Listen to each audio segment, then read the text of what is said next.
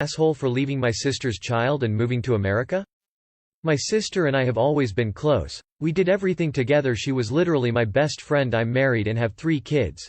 Whilst my sister is married and has just 1 child, around 2020 my sister got an opportunity to go work in Canada.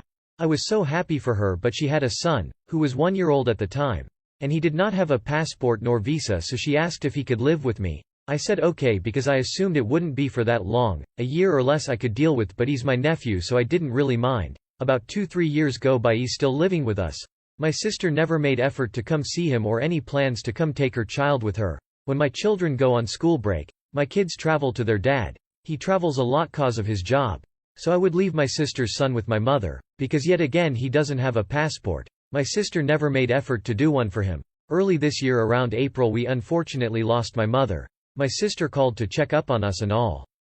I and my children were set to move to America right after my second oldest finishes his IGCSEs and when the last born goes on school break. So during the summer around August. My sister was aware of this from the start of January. Last month July my kids went for a short summer break to the Philippines where their dad is, and I stayed home with my sister child because there was no one to look after him. During those weeks I told my sister in a few weeks we would be moving. She said okay. Then somewhere last week, she was supposed to come pick up her child. I called and texted a bunch of times but it seemed she had blocked me everywhere. I was fed up so I contacted her husband, he's not really in the picture, and explained everything to him, and he decided to take his child and I was so thankful. The day I was meant to leave, my sister called and started shouting her lungs off about how selfish, wicked and ungrateful I am, and insulting me about how I could do this to her, and how rude it was for me to give her son to her husband given the situation they are in. I just turned off my phone, took my kids and went to the airport, but I've been feeling so guilty. Maybe I shouldn't have done what I did. Clarification and edited post. About the dad. My sister and her husband always had a difficult marriage. My sister was more of a controlling person and all, she was basically the red flag in the relationship. Whenever they got into fights she would throw stuff at her partner, say a lot of cuss words and all, but he never did such. She always threatened for a divorce, then one day she did. But after she found out the divorce process was hella expensive she just decided she'd take it slow. However, she did not want her child anywhere near the dad. She did everything in her power for him not to get full custody of him, because he had sort of a criminal record, so the judge didn't think he was a good fit. But he did permit him to see his child anytime. For those saying I should have just made a passport for him or something, don't you think I already tried?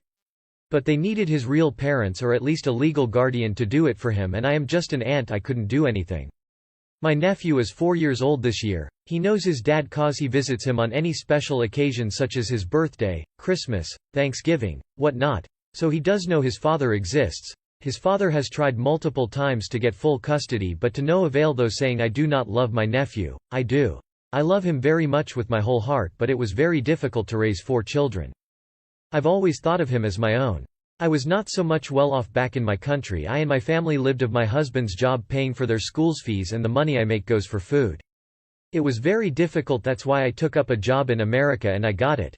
I tried so hard to get him a passport but I couldn't, and I could not also adopt because his father is obviously in the picture-ish. It was either between calling child services, giving him to his father, or just cancelling this whole moving idea. But moving would have been great for my children's education, especially my second oldest going into a level 1. Hope that answers and clears all confusion and questions. So Reddit AITA? Not the asshole at all. You were wonderfully patient and generous to keep your nephew for years while your sister has shown no responsibility for him at all. It's good his father wanted to assume his care. That is where it seems he belongs, and I hope he is well treated and happy there. You have nothing to feel guilty about. Instead, your sister should be forever grateful for what you have done for her son. Not the asshole. Wow. What a horrible situation to be in. I'm so sorry your sister spent years ignoring her kid and then ghosted you and then got angry when you knew you were backed into a corner. You didn't do anything other than be the mother needed to her child. Clearly, you couldn't make her get her own child, and you were kind to no bring in the authorities since she abandoned him for years. Honestly, I can't render a verdict, but how my heart hurts for that kid. First his mum abandons him and now the only family her really knew has left, along with his grand dying. I get he is with his dad now, but the consistent adult in his life has now disappeared. I'm not judging you for moving. You obviously had to do what was best and you said you would have took him. Will you stay in touch with him, and will you actually miss the Weemite? Please don't fully abandon him. Your sister abandoned her child and somehow you're the bad person? Please. So your sister essentially abandons her child, expects you to raise her child for her, then blames you for what exactly? Tell your sister I say she needs to do better. Not the asshole. Am I the asshole for telling my boyfriend I don't want to sleep with his dog in the room? B, M29, and I, F33, have been dating for 2 months and things are going well except we only spent the night at each other's flats twice because I am not comfortable sleeping at his with his dog in the bedroom, and he also can't leave the dog at his to sleep at mine. The dog is a mix of a Labrador and Mastiff. He's only 2 so basically still a puppy and very energetic, but he weighs already 50 kilograms and is very large. B has been raising him alone for 2 years and was not dating seriously before me, so he's been used to sleep with his dog in his bed except in summer because it is too warm so the dogs sleep on the floor but in the bedroom. I have never had dogs in my life and was even paralyzed with fear when dogs were walking near me growing up. I've worked a lot on this and am more comfortable around them but I am still not comfortable sleeping next to a dog I don't know who is so massive. On top of this, the dog is very jealous of our intimacy and starts barking when we so much as hug each other, which immediately puts me on edge that he's gonna jump on me. I tried once to go sleep at his with the dog but the dog was so nervous that he started peeing on the balcony which he never does to get attention back on him, so I decided to go back home to not stress the dog more. Edit. People seem to think this is my interpretation, but this is what B told me happened. I want to get more comfortable being around the dog because I really like B and we're becoming more serious but I also feel like I don't want to get comfortable enough that I accept sleeping with the dog. I want us to have intimacy and I don't feel like we will be able to if there is a dog guarding our interactions 24/7. I want us to have space to develop our relationship without having to think that we have to put the dog in the kitchen to be together and then he gets right back out when we're done. I understand the dog is more important to him than I am. But I feel like it's fair of me to ask him to meet me halfway on this and start changing the sleeping habits of the dog in order to hold space for me. I'm already compromising and going out of my comfort zone to learn to know the dog and be more comfortable around him. It also means that I'm gonna have this dog in my life for years if we keep dating. I expressed to him my discomfort but didn't demand anything about where the dog sleeps so far. Because it's still early and I understand he can't change his dog's habits for me after 2 months but he seems to think I will accept and learn to sleep with the dog and I will not. I want us to have our space. Parents don't sleep with their kids, they have their privacy. A dog this big doesn't let us have any privacy, especially because of his jealous behavior. I will eventually be comfortable around the dog and will occasionally, for example during a camping trip, be fine with having the dog sleeping next to us, but I don't want this to be the daily sleeping arrangements. So, am I the asshole for considering telling B that I will never be okay with sleeping with the dog in the bedroom? No assholes here unless there's something you left out about his reaction to the discomfort you expressed. That said, understand that this may be something he won't bend on. I'm not saying that's right or wrong, it just is reality. My dogs have always slept in my room, and this would be a non-starter for me. Also, it's not actually true that parents don't sleep with their kids. That's true in a lot of families. But co-sleeping is a real thing for some families too. I didn't do it, but I know many who did. You're certainly not an asshole for expressing your preference here, just so long as you understand that he might not be okay with that. It does sound like the dog needs more training and has some separation anxiety, but that doesn't make your boyfriend an asshole, hence the NAH as opposed to NTA. Dog people are not compatible with non-dog people. My dogs sleep in my bedroom. It would be a deal breaker for me if someone said my dogs needed to sleep in another room. I am not saying that it makes you an asshole, but it does make you not compatible with this person. Info. Do you want the dog to sleep outside the room only when you're not there or all the time? And but if boyfriend chooses the dog, it's life. I'm just saying if you have issues with dogs that's not fully resolved, why did you date someone with a dog?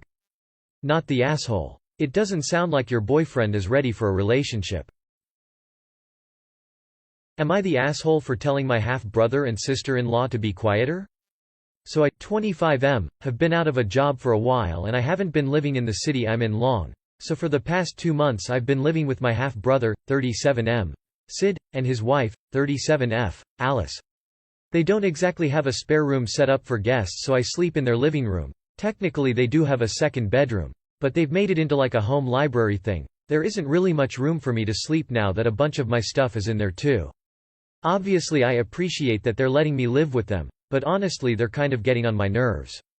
They've got a lot of home rules that are honestly kind of a pain in the ass to keep up with, and they expect me to do more housework type shit because I don't have a job right now, even though it's not like I have a real bed or anything. Anyway, I haven't said anything to them about that because they're obviously letting me stay with them for a while for free, but one thing that really has been grating to me is that I can always hear them. I guess because they like having their space as a couple. Nowadays when they get home and hang out with each other they mostly just stay in their bedroom or in their home library thing. They close the door and all, but I can always hear everything they're saying, and it's especially annoying when they talk about me, and does Sid ever love griping about me? I have to turn the TV on really loud to not hear them, or just wear headphones all the time. They also talk all the time. The only time they aren't having like a constant conversation going is when they read, and even then they take breaks and talk for fucking ages, or when they watch a movie they've never seen before, and that's always followed up by ages of talking about it. The most annoying thing though, is that they are so loud when they fuck, and they fuck all the fucking time, which I wouldn't be guessed. Sid said he was mostly asexual once, but I guess he must have meant Alice was the exception or STH. I didn't know anyone liked constant talking while fucking too, and they don't really take a short time either. They go to bed later than I do and wake up earlier too, and the number of times I've been kept awake or woken up early because I can hear them is enough to drive me crazy. Earlier today, I told Sid and Alice they should be quieter because I can hear them all the time. I guess that pissed Sid off, because he told me to find my own place if it bothered me. Alice gave Sid a look and asked me if I wanted to sleep in their library instead. I said no, because it's tiny and I didn't mind sleeping on the couch, I just minded hearing everything they say and hearing them fuck all the time. That really pissed Sid off, and he called me an asshole for trying to tell him and Alice what to do in their place and told me to find some place else to stay if he had a problem with him and Alice, living their lives as they liked. I think he was being way too extreme. Am I the asshole? First of all, if they've been good enough to make space for you when you'd otherwise be homeless, you should be doing most of the chores without even being asked. This is basic decency. Secondly, it's their home, they can do what they want and be as loud as they want. Put your noise-canceling headphones on and mind your own business. Finally, if you don't like it, move out and get your own place or get a job so that you're not around so much. I'm sure they'd appreciate a bit of break from you. You are the asshole. You are the asshole. Not your place. Not your rules. Show a little gratitude. You are the asshole. Get earplugs. Info. Why can't you take your laptop and head to your local library and do your job search there? Treat it like a 9-5. Even on weekends. Coffee shops on Sundays. That way you are only at the house to sleep, evenings, and you will find a job a lot quicker, therefore move out a lot quicker. You are the asshole. Am I the asshole for flipping out at my boyfriend for making serious decisions behind my back? I 33 female moved in with my boyfriend 33 male and his brother 30 male into an apartment that I found for us last September. I was in an abusive situation with a family member, in poor health and needed to get out of my living situation. Boyfriend told me he wanted to help support me. The original agreement was that I wouldn't pay anything until I got back on my feet. I didn't want to freeload, and still contributed what I could, and rent was split 3 ways. All 3 of us are on the lease. We all were supposed to live here and pay rent. I paid for all the furniture, food, household items, internet, and gave my share in rent. His brother suddenly up and left within 3 months, barely giving us more than a week's notice. Then boyfriend started expecting more money from me, which I didn't think was fair because of what his brother did to us. I told him his brother should still pay rent because he was still on the lease, and that never happened. Brother was let off the hook. BF and I continued to struggle financially but stayed because our 1-year lease and enjoyment of the location. BF constantly complains about being broke and acts like it's my fault. Now our lease ends in September. I mentioned to him 3 months ago that we need to figure out what to do since our lease ends soon, and he should talk to our landlord and see if we can go month to month while we look at houses. I sent him several houses and was an active participant in finding us another place to live. Sunday I'm cleaning the house and I get a text from my landlord saying, "I have a showing at 6 p.m. I call boyfriend for clarification, and find out he was texting my landlord behind my back, telling him that we are leaving in September. He had been texting him for a month. My landlord had been advertising our place and has many offers. My landlord gave boyfriend the option to do month to month before he got any serious offers, but my boyfriend never responded to the text, so that offer is off the table. BF said he was trying to get us an apartment with his friend but it fell through. I knew nothing about this. Now our landlord wants either a 6-month lease or nothing. I'm furious he did this behind my back and lied to me. I start yelling out of frustration, panic.